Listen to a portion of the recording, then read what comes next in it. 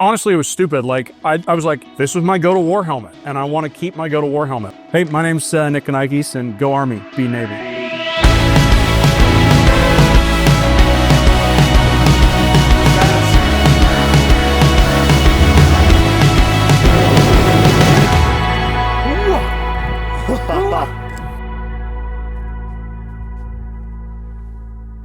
Hey, what's up? I'm Nick, and welcome to my hangar. I started flying in high school. My first flight was actually in a 1942 Stearman up in the San Francisco Bay Area. I thought, man, God is winking at me right now, and this is what I'm doing for the rest of my life. Decided I wanted to go in the military and fly there, so I ended up going to West Point. Flew helicopters in the Army for about 9.5 years, and went to Afghanistan for a year.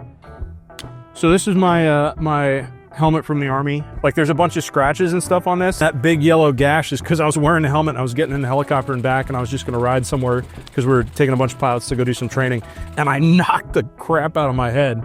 It's stupid, but it's a memento. It's like, I remember when that happened. I remember, like, oh, I cleaned my clock doing that. Came back and was teaching ROTC in a non-flying job. Loved it, but it wasn't flying. So I decided I wanted to go back and try and make the jump to the Air Force. And I did. I now fly KC-135s for the United States Air Force Reserve. That opened up a ton of doors, got me into a United Airlines 737 first officer out of Los Angeles. The airplane behind me is a 1948 Ryan Navion. It was originally designed by North American. So I bought the airplane 13 years ago and used it to get all my fixed wing add-ons after going through Army flight school. So I did my instrument, my commercial, and my CFI in the airplane. Very strong connection to me personally. I've flown literally coast to coast in it. I brought it out from Georgia, where I was stationed initially. When I got out here, had an engine quit on me.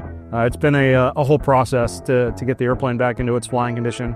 All told, it took the better part of almost 6 years to get the airplane back flying.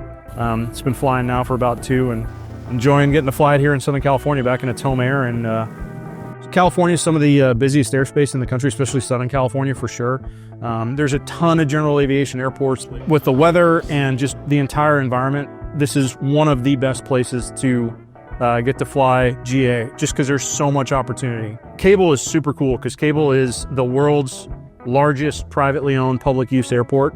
And the Cable family has been a staple here in Southern California since the 1940s, when the airport was first established. What's really awesome about it is because it is a private airport, they like to invite in a lot of really cool airplanes to come kind of drum up excitement around aviation, really be a good ambassador to the community.